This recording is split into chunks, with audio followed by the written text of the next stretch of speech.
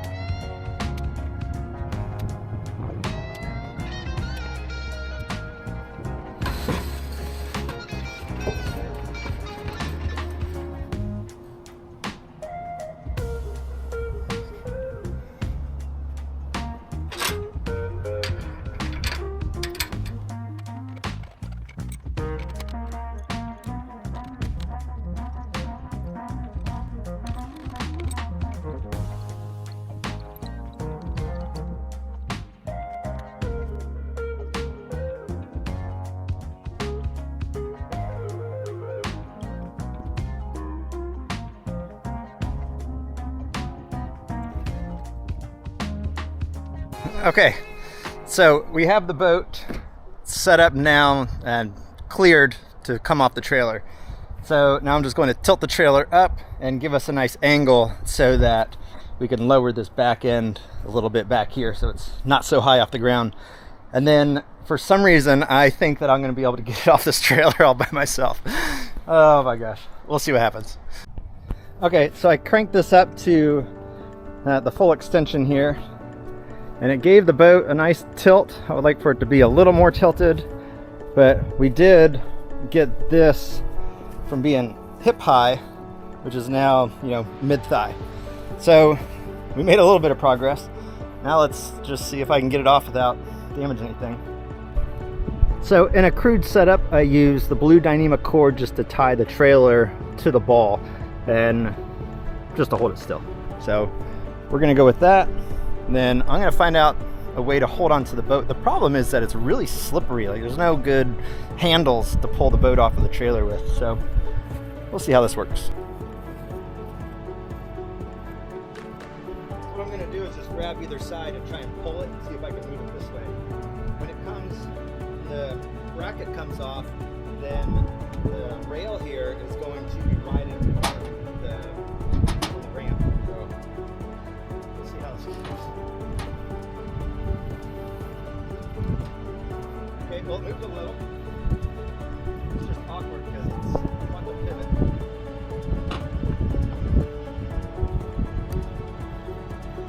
Really wish I had a handle. Okay, so the method that I'm using has pulled it back just a little bit, and I'm working from one side to the other. Having a second person would really speed this process up, and luckily on the beach I'll be able to have a second person. And you don't have to be that strong either. You just lift and pull a little bit and see it moving. Okay, I think I found my method. I just ran this rope under here and using the rudder post as a stop. There shouldn't be too much back pressure on it. So, but if I wrap up on this rope and lift and pull, oh yeah, it just slides right down. Okay. All right, on the ground. That wasn't too bad. Oh my goodness. What have we done? Okay, so I was able to get it off the trailer by myself. Now for the real task. Can I pull it? And can I get it back on the trailer? All right, let's try and figure this one out. Okay, test number one. We are going just full brute strength. Now if you look, the boat is not completely empty. It's got some stuff in it, but definitely not fully loaded with my gear. So, and the mast isn't on it. So we're taking, I don't know, what's the mast weigh, 40 pounds? So we'll have to add, you know, total almost another 100 pounds. Maybe I should put the mast on it. We'll try this first. Okay, so if the brute strength doesn't work, we are going to try and shove these under the keel and see if we can roll it with that. To show you step one, brute strength, we have our anchor bridle that runs down here, and then this is just off of my weightlifting stuff at home. I'm running a chain from that front point to the loop and then handles, so I got a really good grip. So this will just be a lot of legs, not as much trying to hold on to a thin rope or anything. Okay, we're not going to try and go far. We just want to see if we can move forward here. So if I pull, I got good tension on everything. If I lift the nose, and then, oh, this is not hard at all. That was like really easy. Yeah, I really feel like adding even 100 pounds onto this is not going to be an issue. Let me try this again. Because when I lift right here, I'm just lifting the nose off, right? And this ground that I'm on, there's grass on it, but this is pretty sandy. So that keel's digging in a little bit. It'll dig in more on the beach, but we just got that first flat part, and then it's going to dip down after the high tide mark. The 2 points on the side are going to keep the boat going straight. But if I lift and then pull, look at this. This is, okay, I am not worried about this at all. In meat delivery, you with another guy, you guys are going to yank this thing across the beach, no problem. So that is very little effort. I'm pretty happy with that. I'm actually not even going to try anything else. I'm just now just going to figure out how to get this thing back on the trailer. Oh yeah, this is going to be exciting.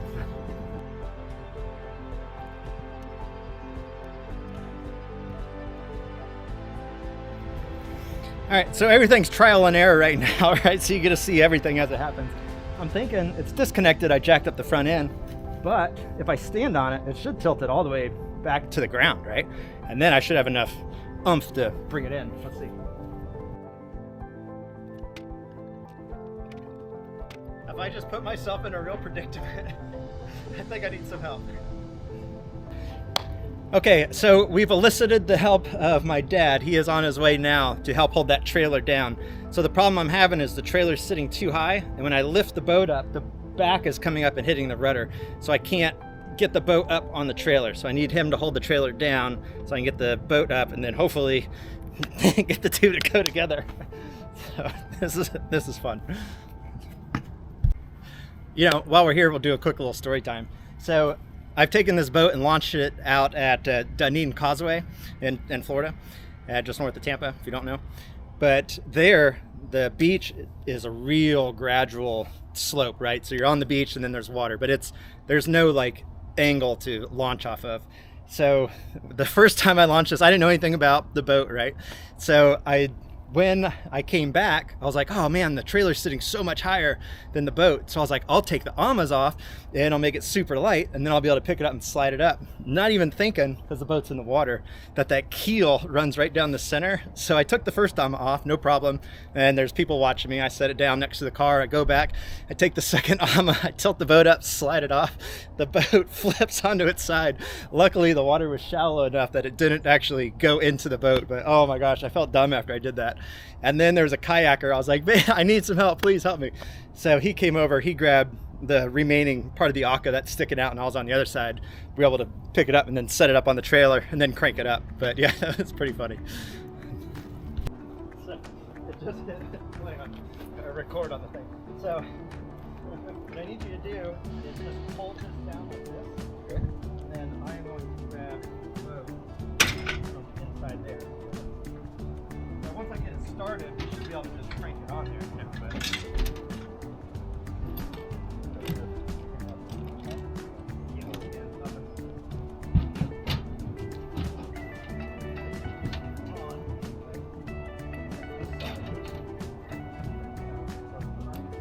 Yeah, bring that up. We're going to drive that into my car.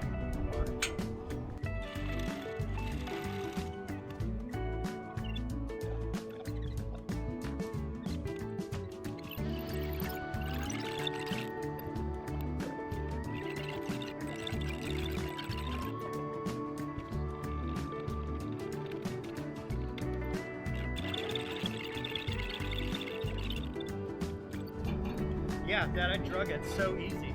Really? Like I just picked it up and just started walking it. Yeah, it was like nothing. Like I know having the mast on, that's I'm guessing 40 pounds, 30 pounds, 40 pounds. And then my gear, but like I know I can pull it with the mast on it. So the boat can be set up, I can have my gear out, and I'll be able to drag this thing easily across the sand. Actually, I think the sand will be less resistance unless it really sinks in. Yeah, unless it really digs, but well, I don't think it will. Yeah. That sand will be hard packed. I was really surprised that it pulled so well. Great. But, all right. Well, thank you very much, Dad. I appreciate your help. All right, next. Just gonna hook it up and then shove it back in. All right. Well, I'm gonna drive this out, maybe catch her outside the gate, and I won't have to mess with the gate with it. Okay. Enjoy your movie. All right, love you. Love you too. Okay. So now that we know that we can pull this thing, what we're doing is we're going to be dragging that across the ground, right? So I've also hit some rocks, so I want to protect my keel a little bit better. And I've hit rocks pretty hard, and I don't have any big chunks missing, but if you would notice, I do have these gouges. They're pretty minor. They're no more than, you know, a 32nd of an inch deep, but I do want to sand this down so there's no like air bubbles, and then I'll clean it with some denatured alcohol, and then I'm going to put a rub guard on here, a keel guard. It's about 5 inches wide. Just gonna wrap up on either side. So, and then after we do that, I think we might be done with the boat. Okay, so here's our implements of destruction. We got our sanding paper, a rag. I couldn't find my denatured alcohol, but I did find acetone, similar enough. Just need to get any oils or anything off. And then this is the keel guard. It's just, I'm not even sure what it's made out of, just really thick plastic and sticky tape on one side, but as long as it lasts through the race, then that's all I really care about. So, and you'll see like these nicks, nothing that's on here is really that bad. So if I just take this and give it a light sanding, that takes the bumps off, and that's all I really care about. And then just work my way down, and this won't take very long at all. I think my biggest thing to worry about is the fire ants that are on the ground. But another quick story time. I was probably 9 or 10 years old, and we went to an air show and at MacDill Air Force Base, and when we're going back to the car, we did this little shortcut through just this little side path, and I remember we had to slide down, and my mom slid down right through it, fire ant hill, a big one, and she was wearing this white like a sweater type thing, and it was just covered in fire ants. And we were driving home, it was like hung out the window and rolled up, or maybe it was on like the antenna or something. I just remember it was outside of the car. But the fire ants down here can get pretty bad, and I go barefoot all the time, and my feet now, when I get bit, I just get these little tiny red bumps and then it goes away. I never get anything that lasts too long. I don't get the big blisters, but I really have only been bit on my feet and my lower legs. I've never sat in an anthill pile. I see some of them crawling around, so I'm just waiting for one to get on my legs and give me a little nibble. We'll see how that feels. Okay, so we got it all sanded, and I laid out the keel strip, the keel guard, to make sure we got enough length, or enough cleaned out for that length. And on the back here, I'm just gonna have it start where it's starting to angle up, because I won't be hitting anything back here. So we'll start here, and then we'll run it forward. But first I gotta run some acetone on it and make sure it's clean.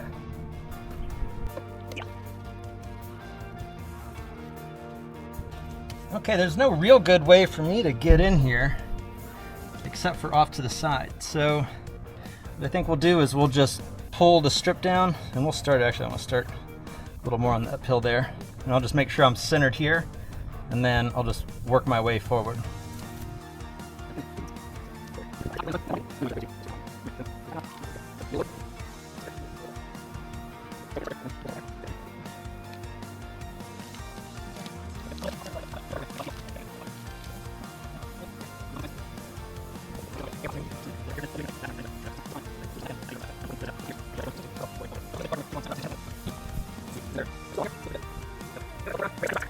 Hey folks, we did it.